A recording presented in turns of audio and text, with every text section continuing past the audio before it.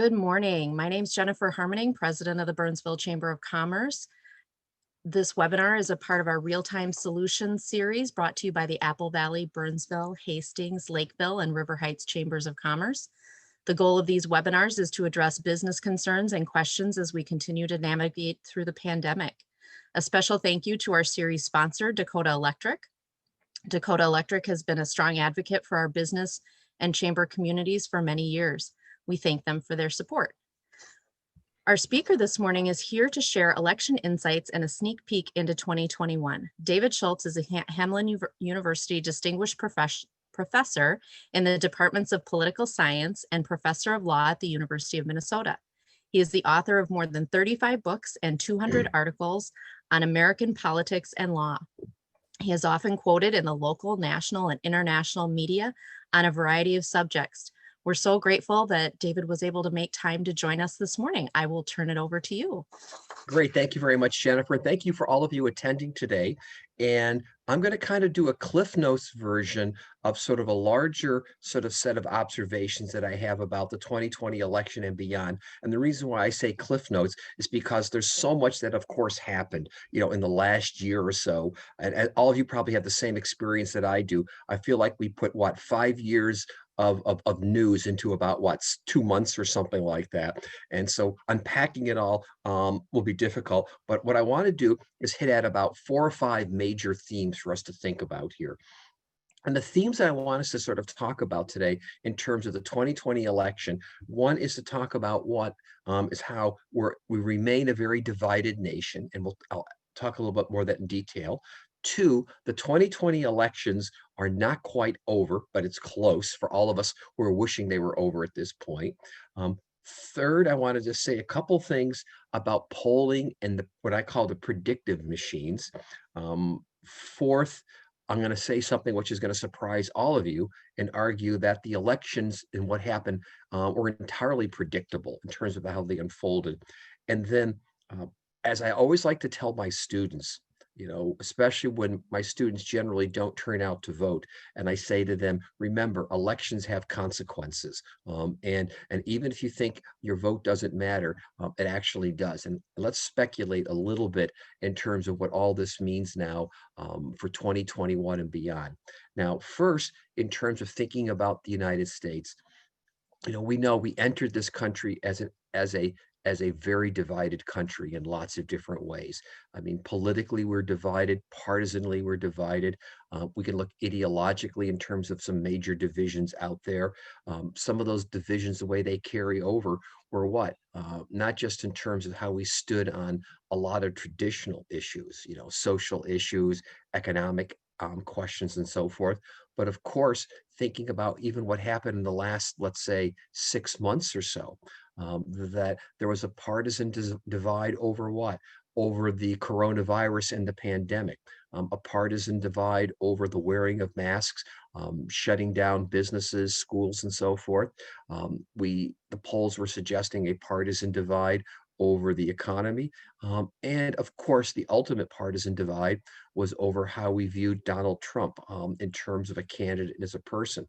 My point being is that those issues, as well as the reaction to George Floyd, his death, the peaceful protests afterwards, as well as the riots afterwards, all were really indications of how divided we are as a nation. And there's very little indication, unfortunately, that we came out of this election less divided. In fact, if we look at the numbers across the country, the if I can use sort of a Geiger counter as kind of a metaphor here, the Geiger counter or the reader didn't change very much. Is that at the end of the day in Minnesota, what? We remain a very divided state. In fact, maybe more divided now than we were going into the election. By that, we were what? The only state in the country where we had a partisan divide in the control of the state legislature. That is, the Republicans controlled the Senate, the Democrats the House. We remain, believe it or not, the only state legislature in the country with a divided legislature. We had a 5-3 lead in the congressional delegation for DFL over GOP. We're now 4-4 divided right down the middle. Nationwide, or rather statewide, the last time the Republicans won a statewide race in Minnesota was in 2006 when Tim Pawlenty won re-election for governor. Uh, so the Democrats dominate statewide races consistently, but at the below state level, we remain very divided, and we can map that divide out geographically in Minnesota as we can nationwide. The humorous way that I like to point out the division in the United States, both before and after the election, is to go back to a statistic that still carried over from 2016. If we put together a map that showed where Democrats and Republicans did well across the country, and then overlaid that map with the location of Whole Foods grocery stores, Chick-fil-A restaurants, and Cracker Barrel restaurants, we would have almost a perfect prediction regarding how America voted. And we know that our division is not just in terms of the pejorative Democrats watch MSNBC, Republicans watch Fox, but it's, as I pointed out, it's about the restaurants we dine at, the cars that we drive, the clothes that we wear, the stores that we shop at, and all of that was an indication before the election about how divided we were, and we persist in terms of that division. And there doesn't really seem to be, at least in the short term, any indication that the division is going away. So that's my first major point here: is that we remain very divided. And what this also means nationwide is about how close our political system is. Again, as I pointed out in Minnesota, we're still divided politically. The state legislative races across the country largely kept Republicans slightly ahead of Democrats at about a 51.5 to like 48.5% divide. So on so many scores remain divided. And even at the congressional level, Joe Biden wins a pretty decisive popular vote victory on the one hand, wins the Electoral College. Democrats lose a couple of seats but hold on to the House. And fitting into my second theme here about the election's not quite over yet, is that the control for the US Senate is still in play. That on January 5th, there will be two special elections in the state of Georgia that'll determine really all the marbles for the US Senate. Right now, the Republicans have a 50-48 lead. If the Democrats were to win both of those seats, it would go 50-50 in the Senate.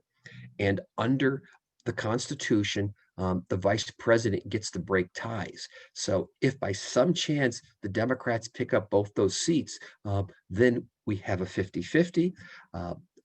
Again, Democrats at least nominally control the Senate, but given the fact that you really need essentially 60 votes to break a filibuster in the Senate to really get anything done, it's going to be hard for the Democrats. And so at the national level, it's going to be difficult to move things very much.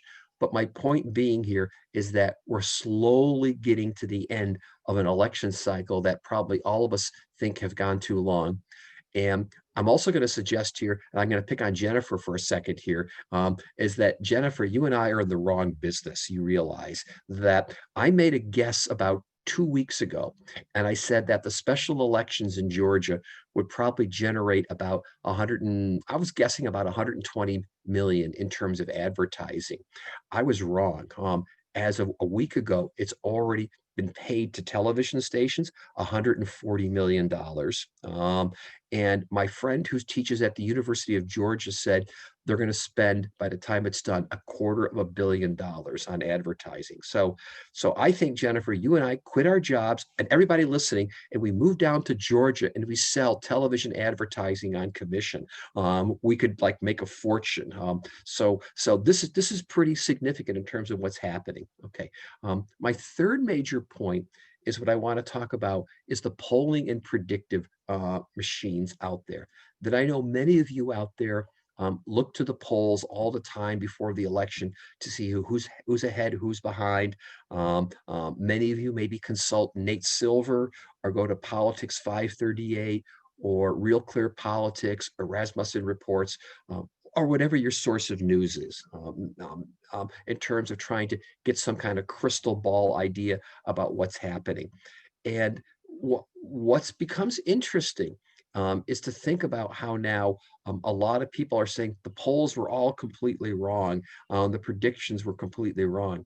Not really. Again, is that at the end of the day, first remember that polls are not supposed to be predictors. They're snapshots in time. Polls have plus or minus margins of errors, and some polls are better than others. And if we start to keep some of those considerations in mind, a lot of the polls were saying this was going to be a close election from the Electoral College perspective, and it was relatively speaking close when we actually look at the real numbers in a couple minutes here. A lot of the national polls were saying that Joe Biden would win by 5 or 6 million more votes than Donald Trump in the popular vote. It did. Uh, there's some indications that the polls, I think, underestimated the degree of Trump support that was out there. But at the end of the day, the polls, I think, were not as inaccurate as people made them out to be, especially in comparison, or I'd say in comparison to 2016, where again, it was over exaggerated in terms of how inaccurate they were. But there is something interesting to think about here. And for those of you in business, this may be one of the questions to be thinking about also too, is that we know nobody answers their phone anymore. It's not just the landlines that nobody picks up anymore. I was going to say, I still have a landline at home, and the only times I ever pick it up is when the IRS yells at me claiming they're going to prosecute me for something, or what's the other scam going on right now about my powertrain warranty being expired. You know which ones I'm referring to. We're all getting them at this point. So we're not picking those up. We're not picking our cell phones up anymore. My students won't pick up their cell phones if I call them. I have to text them. So nobody is picking up their phone anymore, no matter what. And this is making it difficult to do not just political survey research, but for those of you who are trying to do marketing research, who are trying to find out, what your consumers, what your customers are interested in. This is becoming a larger problem to discuss in a different day, but it's worth talking about at some point. So that's a problem. And the predictive machines like Nate Silver and so forth, 538, have all been relying upon accuracy of polls. And they've been kind of homogenizing all the polls, good and bad ones together, and therefore creating some of the problems that we have. So I think that's just important to note here in terms of an issue. The fourth point I want to get to is the one that's going to surprise all of you, is my argument to say that the election was entirely predictable. And you're saying, well, what do you mean by that, Schultz? Well, I've done about 5 years ago, Stacy Hunter Hecht, who taught at Bethel, she passed away. I have to give her credit, and I loved her dearly, one of my co-authors. We did a book a few years ago called Presidential Swing States and Why 10 Only Matters. And what we argued in that book was that, excuse me, I'm sorry, the 2016 presidential race was largely over in 40 states before it even started. That because it was the Electoral College that picked the president, because in 48 out of 50 states, the Electoral College is winner take all, and because some states are more Democrat or more Republican than others, we could tell you a year in advance how New York, Texas, California, Massachusetts, Louisiana, all were going to vote. Easy, easy predictions. And so back in 2016, we thought the election was down to 10 states, and we thought there was only 10 swing states that really drove the election. And within those 10 swing states, they were evenly balanced Republican and Democrat. Only about 10% of the vote was really in play. And so we argued 10% of the voters in 10 states would decide the election to get to 270, which is how many electoral votes you needed. And the reason why 270 was important, it spoke to what? The partisanship in this country, the polarization, that there were so few swing voters, so few split ticket voters anymore, that we argued the election was down to a couple 100,000 voters. Well, we were actually a little wrong. The election really only came down to what? In 16, 3 states. It was Pennsylvania, Wisconsin, and Michigan, and it was 85,000 voters that mattered. So with the new co-author, after Stacy passed away, we argued that the election in 2016 was going to unfold a little bit differently. It was going to be basically what? 7 states that were going to matter, and that we found that within those 7 states, there were only about 11 counties that truly mattered. That we knew that in some states, such as in Michigan, Oakland or Wayne counties drive everything. Milwaukee and Dane County in Wisconsin is really what decides things.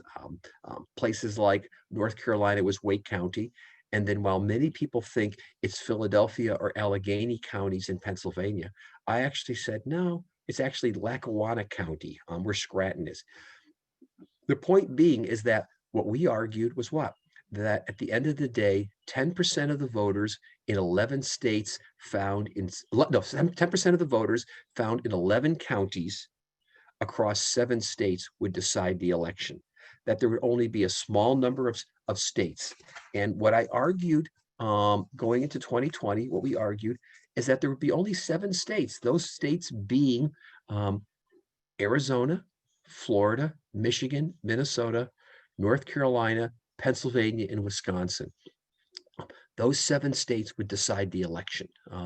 And largely, guess what? It came down to more or less those 7 states that if we looked at the election this past year until about what, the first week of October, that's where all the campaigning was. And then Minnesota dropped out because I thought that was a swing state originally, but the numbers shifted. A couple of other states, the numbers became clear that Trump was going to do well. The closing 3 weeks of the election, it came down to what? 3 states again, Michigan, Pennsylvania, Wisconsin.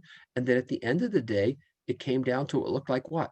Pennsylvania. That was it at the end of the day. All of this was what?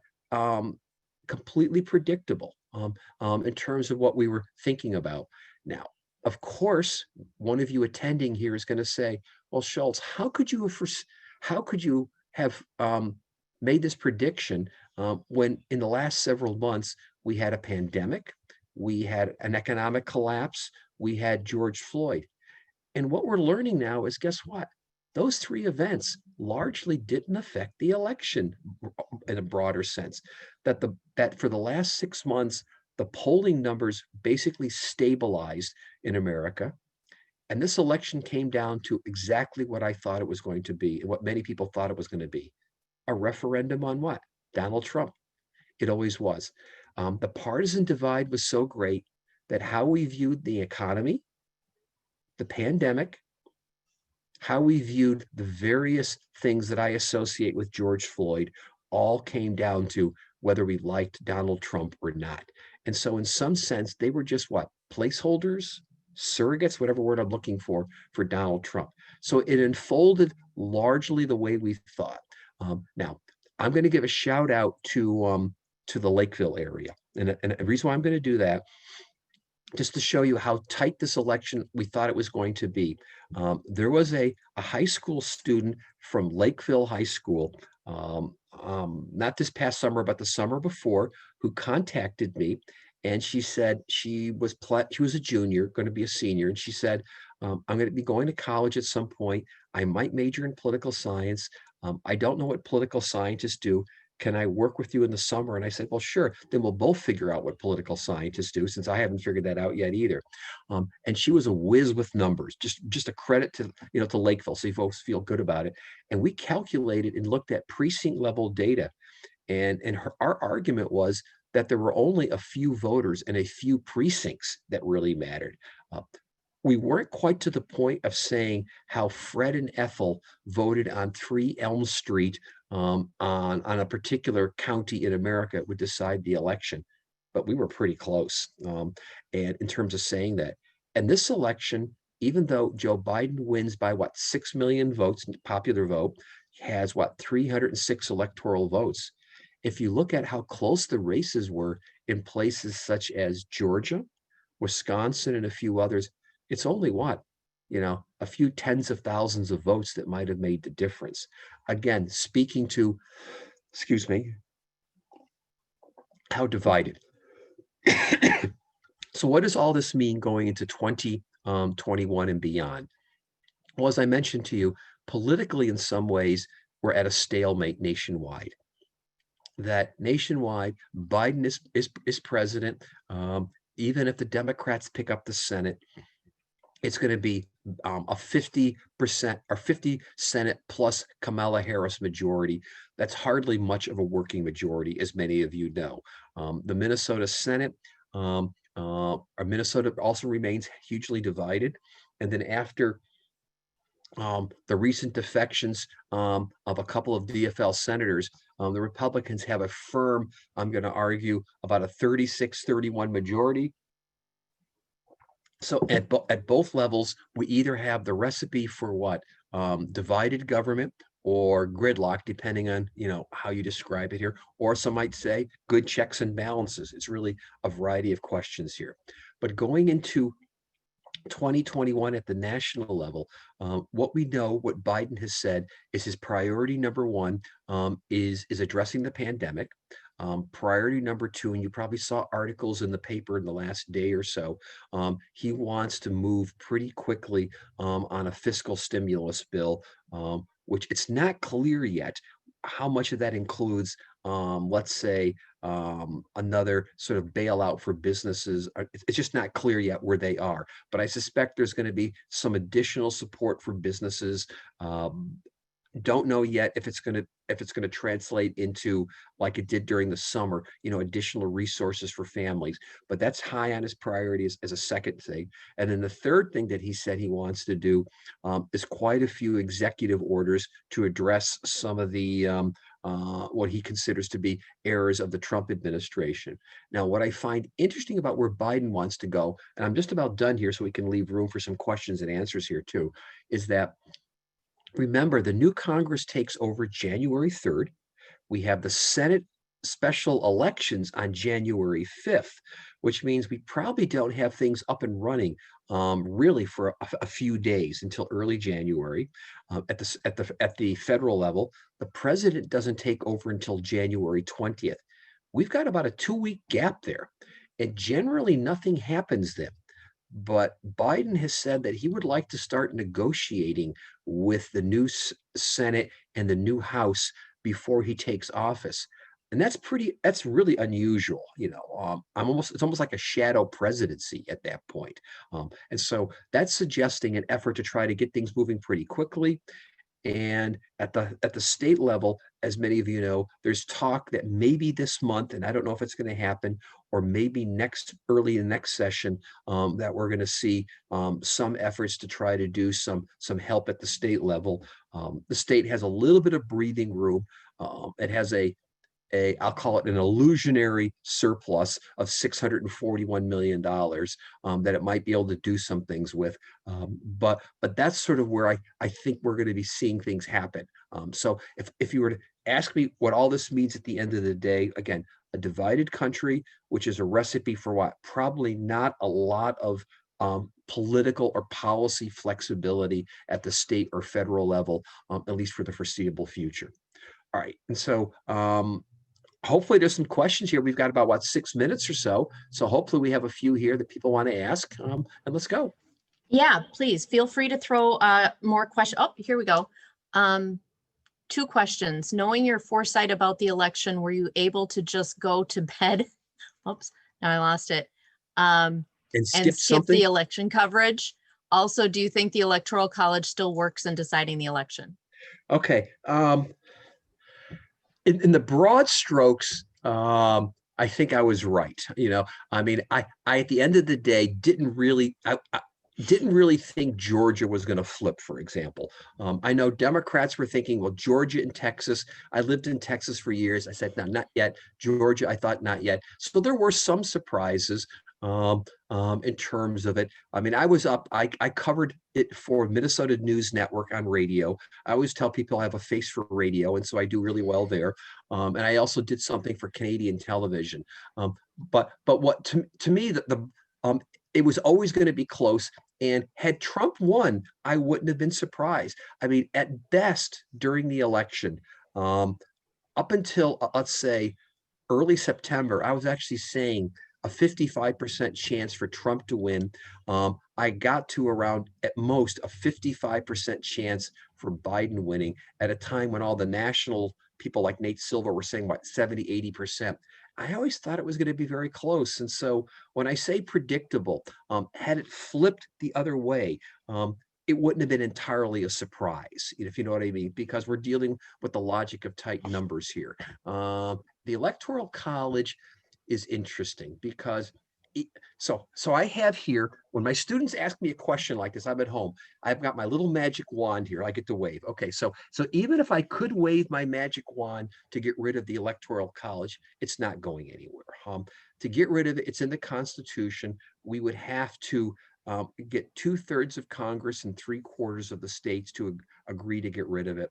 I mean, right now, we couldn't get 2/3 of Congress and 3/4 of the states to agree to say that sunshine on a nice day feels good. I mean, that's just how we're divided we are. What I do think is a problem at the very least is the fact that in 48 out of 50 states, it's winner take all. And I feel, and we have evidence of this across the country, that people who, let's say in Minnesota, who live in rural Minnesota, essentially feel like what their vote doesn't matter. Because what? All 10 electoral votes go to the Democrat, none go to the Republican. If I could change things from a realistic perspective, I would say I'd like to see all 50 states do a proportionality or by congressional district, which is the way that Nebraska and Maine do it. There's lots of good arguments overall for getting rid of the Electoral College, and that's a whole different discussion of which I would probably need about an hour to talk about why we have it and so forth. But the simple answer is I don't like the way it operates right now, which is what, a winner take all system. And that just bothers me by the idea that there's lots of people who feel like they don't have their voice counted as a result. Okay, let's see, what else do we have here? Let's see. So we have given how many seats the Democrats lost in Congress, how difficult will it be for Speaker Pelosi to manage this group and get things passed? It's certainly going to be harder than it was before. That I know the Democrats were counting on, picking up seats. Actually, I'm going to tell you a great story here in Minnesota. Is that the weekend before the election, I was talking to an unnamed state legislator in Minnesota that said, "Oh, we're going to have 36 or 37 seats in the Senate, and we're going to have between 85 and 90 seats in the House." Needless to say, they were not right on either score. I think the Democrats overemphasized or over-exaggerated the support for Democrats and didn't realize that what? It was just a referendum on Donald Trump, who was very unpopular. And I suspect at the time, at least in many circles, and I suspect by the time all the ballots, we actually get the data here, I suspect a lot of people came in, boom, voted for Biden and didn't vote down ballot beyond that. And that explains some of it. But yeah, the simple answer is it's going to be harder to hold it together in terms of a coalition because you've got sort of the AOC wing, which wants to push it in one direction. And I think it's going to be tough in terms of negotiating.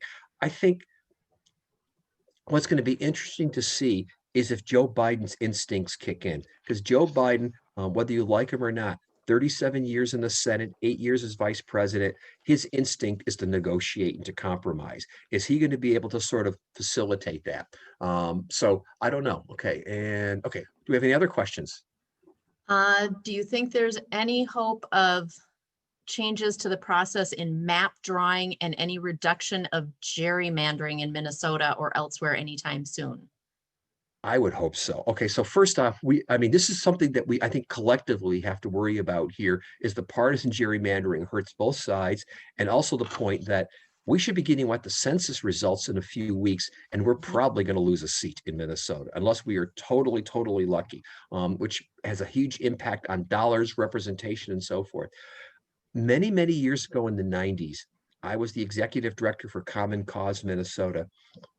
And we kept pushing for what? A nonpartisan redistricting commission to take it out of the legislature's hands. I still think that's a good idea. Many states like Arizona, California, Iowa have that, and that helps quite a bit. we need to do something like that. We really do. But the legislators just don't want to give up that power because they don't like the idea of letting somebody else draw their seats. Yeah. Well, and I see that the person who asked this question also got their poli-sci degree from Hamlin. So maybe Okay. that person and I got my poli-sci degree too. So you didn't finish your story on what poli-sci majors do. So for those of us in the audience, what is it we're supposed to be doing? Anyway. So with that, we've hit our 8:30 mark. I'm sure we could go on and on because you're a wealth of information, and I can't tell you how much we appreciate you joining us this morning. Just a reminder that this presentation is recorded and it will be posted on our partner chamber websites shortly. Special thank you to our sponsor, Dakota Electric. And again, this is part of our Real-Time Solutions webinar series brought to you by the Apple Valley, Burnsville, Hastings, Lakeville, and River Heights Chamber. If you want more information on a particular topic or have suggestions for topics, please reach out to your local chamber. And want to thank everybody for joining us. We had a great turnout this morning, and we hope you all have a wonderful Chamber of Commerce day. Thank you. Goodbye, all. Thanks, David. Really appreciate it. No problem at all. My pleasure. Anytime. Bye. Take care.